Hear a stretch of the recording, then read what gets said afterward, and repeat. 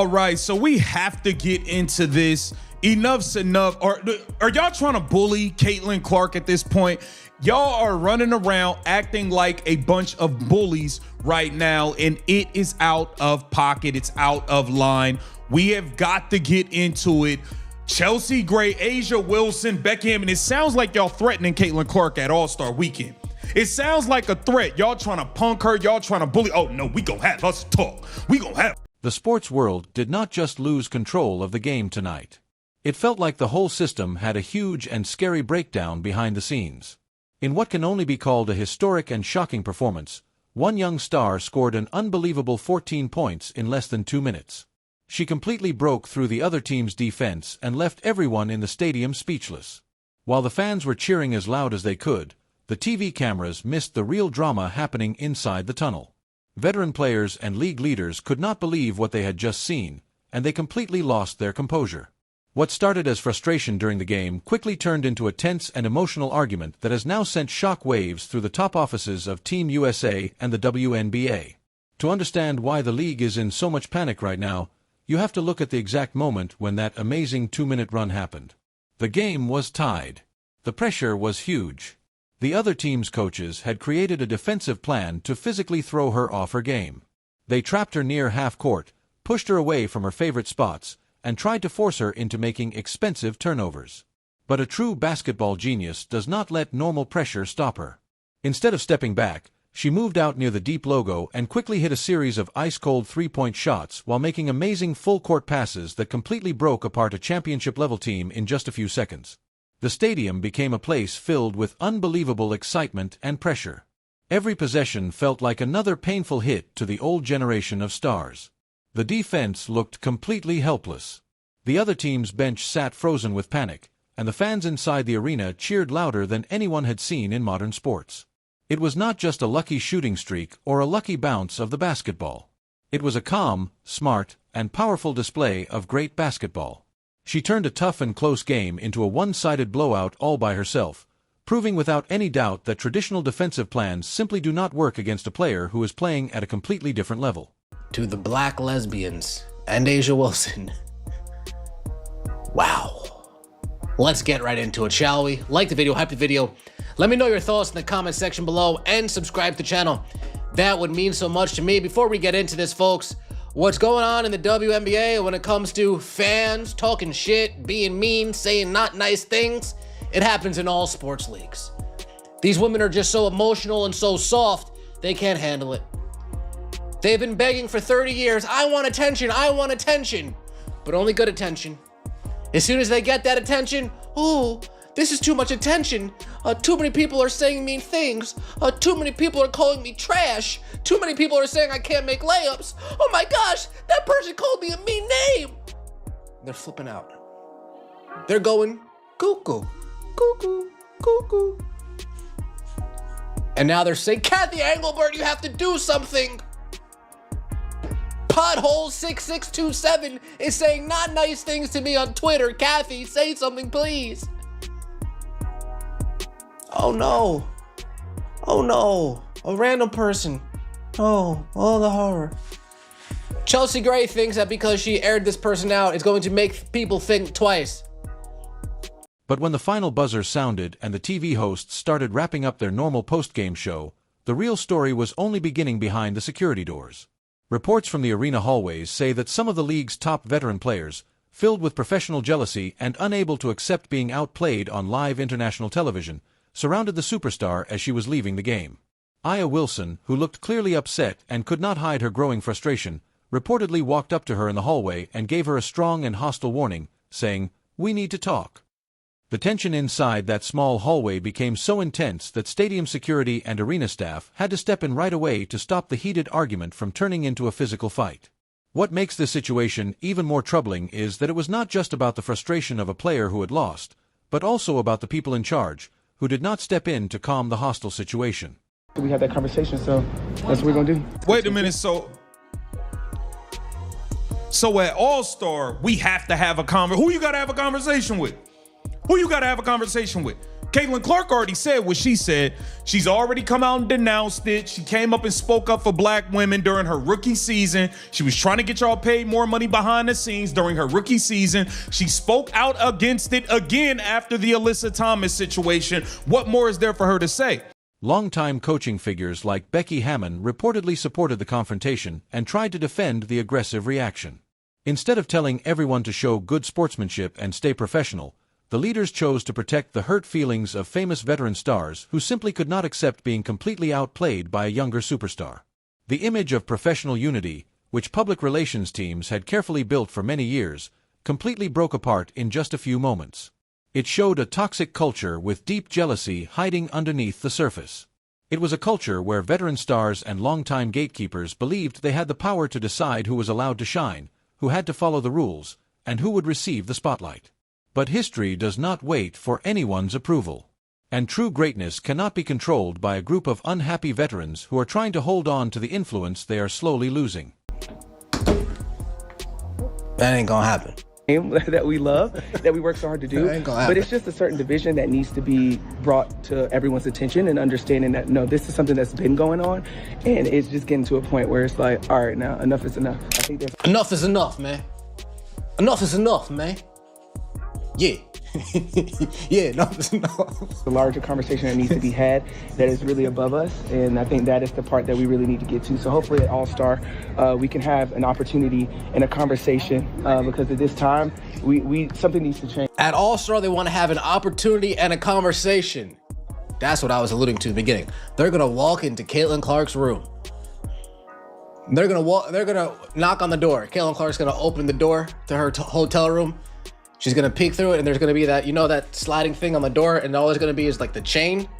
And she's gonna peek through and say, "Oh shit!" She's gonna try to close the door, and then all the players at one time, Brittany Griner, Asia Wilson, they're all gonna just, let me in. They're gonna bum rush her. They're gonna bum rush into that room, and they're gonna tie Caitlin Clark up to a chair.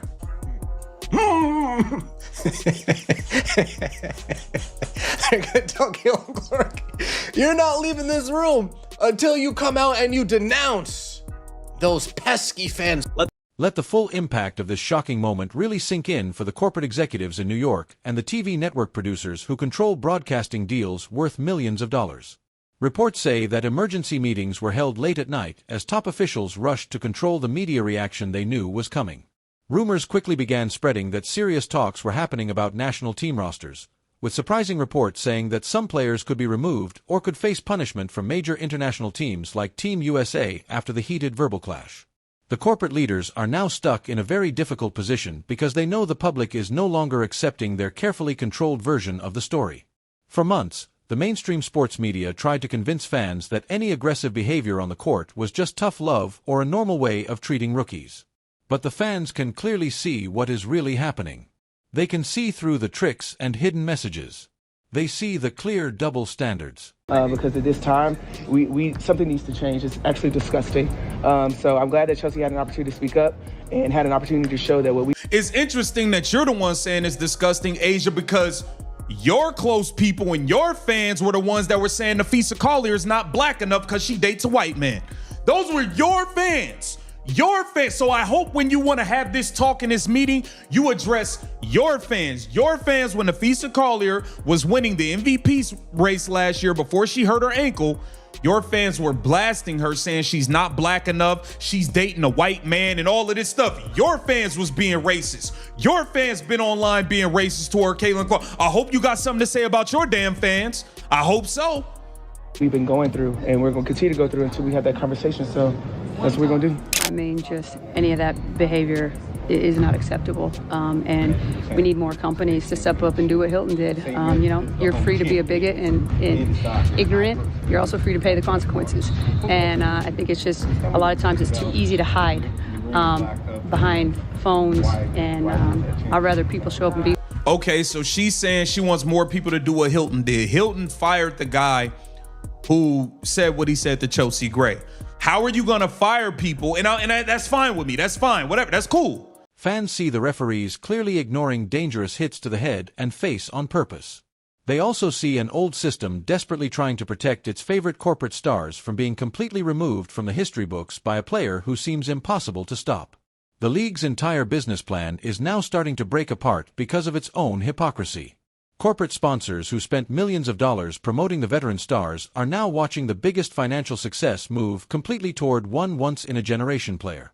Every ticket that is sold, every TV ratings record that is broken, and every piece of merchandise that sells out quickly is directly connected to her name. The old leaders in the front offices believed they could use her huge popularity to grow the entire league while also treating her unfairly behind the scenes. But that unfair plan has now reached its end. You cannot make money from an athlete's unbelievable talent on one side while allowing a culture of hostility against her on the other side. Knock it off, man. Y'all claim y'all don't want fans, but y'all claim all her fans are racist, but y'all want to reap the benefits and collect more money from her fans, right? So which one is it? Y'all want to have your fucking cake and eat it too, and it's not going down. Like, stop it. Been in touch with the league about this, and if so, have they offered their support? I've talked to so I think I just saw on my phone there's maybe a couple messages, but not directly, no. Silence is just agreement, or sometimes silence is that you just don't want to ruffle feathers, but then you're neglecting a certain population that's actually getting affected by it. So the ball is in their court. I've done my job.